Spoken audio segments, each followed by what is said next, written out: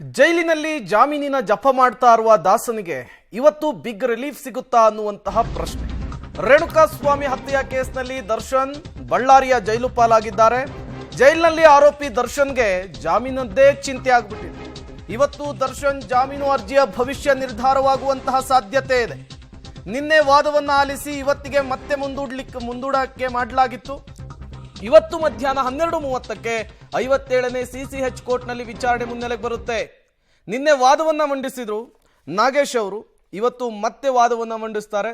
ಅದಕ್ಕೆ ಪ್ರತಿವಾದವನ್ನ special public prosecutor ಮಂಡಿಸುವಂತಹದ್ದು. ವಾದ ಪ್ರತಿವಾದವನ್ನ ಆಲಿಸಿ ಇವತ್ತೇ ಜಾಮೀನು ಮಂಜೂರಾಗುತ್ತಾ ಅನ್ನುವಂತಹ ಕುತೂಹಲ ಇದೆ. ದರ್ಶನ್ ಪರ ಸಿ.ವಿ. ನಾಗೇಶ್ ಅವರ ವಾದ ಹಾಗಾದ್ರೆ ಹೇಗಿತ್ತು? ರೇಣುಕಾ ಸ್ವಾಮಿಯ ಹತ್ಯೆಯ ವಿಚಾರದಲ್ಲಿ ದರ್ಶನ್ ಹೊಡೆದಿಲ್ಲ, ಅವರ ಮುಖದ ಮೇಲಾಗಿರುವಂತಹ ಗಾಯಕ್ಕೆ ಕಾರಣ ನಾಯಿ ಕಚ್ಚಿರೋದು. ಜೂನ್ 8ಕ್ಕೆ ರೇಣುಕಾಸ್ವಾಮಿ ಹತ್ಯೆ ಆಗಿದೆ. 9ಕ್ಕೆ ಪೊಲೀಸರು ಸ್ಪಾಟ್ಗೆ ಹೋಗಿದ್ದಾರೆ. ಜೂನ್ 12ಕ್ಕೆ ಅಲ್ಲಿ ಒಂದಿಷ್ಟು ವಸ್ತುಗಳನ್ನ ಸೀಸ್ ಮಾಡಿಕೊಂಡಿದ್ದಾರೆ. ಜೂನ್ 9ಕ್ಕೆ ಗೊತ್ತಾದ್ರೂ ಕೂಡ ಏನು ಮಾಡ್ತಾ ಇದ್ರು ಪೊಲೀಸರು ಅನ್ನುವಂತಹ ಲಾ ಪಾಯಿಂಟ್ ಅನ್ನ ಅಲ್ಲಿ ಹಾಕಿದ್ದಾರೆ. ತಡವಾಗಿ ಪೊಲೀಸರಿಂದ ಪಂಚನಾಮೆ ಆಗಿದೆ. PSI ಯಾಕೆ ಸುಮ್ಮನಿದ್ರು ಅಂತ ಕೂಡ ಪ್ರಶ್ನೆಯನ್ನ ಮಾಡಿದ್ರು. ಅದರ ಜೊತೆಗೆ ಟಾರ್ಚ್ ಅನ್ನ ಹಿಡಿದುಕೊಂಡು ಹೋಗಿ ಸೀಸ್ ಅನ್ನ ಮಾಡಲಾಗಿದೆ. ಈ ವಿಚಾರವನ್ನು ಕೂಡ ಪ್ರಸ್ತಾಪಿಸಿದ್ದಾರೆ. 164 ಅಡಿ ಸೆಕ್ಯೂರಿಟಿ ಹೇಳಿಕೆಯನ್ನು ದಾಖಲಿಸಿದ್ದಾರೆ. ಸೆಕ್ಯೂರಿಟಿ ಗಾರ್ಡ್ಗೆ ಕನ್ನಡ ಬರಲ್ಲ, ಬಟ್ ಕನ್ನಡದಲ್ಲಿ ಹೇಳಿಕೆ ಇದೆ. ಇದರ ಅರ್ಥ ಏನು ಅಂತ ಕೂಡ ಪ್ರಶ್ನೆ ಮಾಡಿದ್ದಾರೆ. ರೇಣುಕಾ ಶೂನಲ್ಲಿ ರಕ್ತದ ಕಲೆಗಳು ಇಲ್ಲ. ಜೂನ್ 14ಕ್ಕೆ ದರ್ಶನ್ ಶೂಗಳನ್ನ ವಶಪಡಿಸಿಕೊಂಡಿದ್ದಾರೆ ಪೊಲೀಸರು.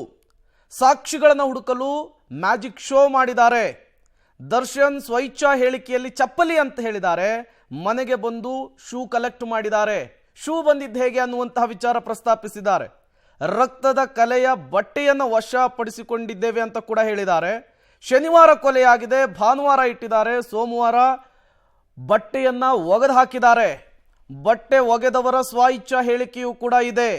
ಇಷ್ಟೆಲ್ಲ ಆದರೂ ಕೂಡ ರಕ್ತದ ಕಲೆ ಸಿಕ್ಕಿದ್ದು ಹೇಗೆ ಅಂಥೇಳಿ ಒಂದಿಷ್ಟು ಅಂಶಗಳನ್ನು ಉಲ್ಲೇಖಿಸಿ ಈ ಕೊಲೆಯಲ್ಲಿ ದರ್ಶನ್ ಪಾತ್ರ ಇಲ್ಲ, ಹಾಗಾಗಿ ಜಾಮೀನನ್ನು ಕೊಡಬೇಕು ಅಂಥೇಳಿ ನ್ಯಾಯಾಧೀಶರ ಎದುರು ವಾದವನ್ನು ಮಂಡಿಸಿರುವಂಥದ್ದು.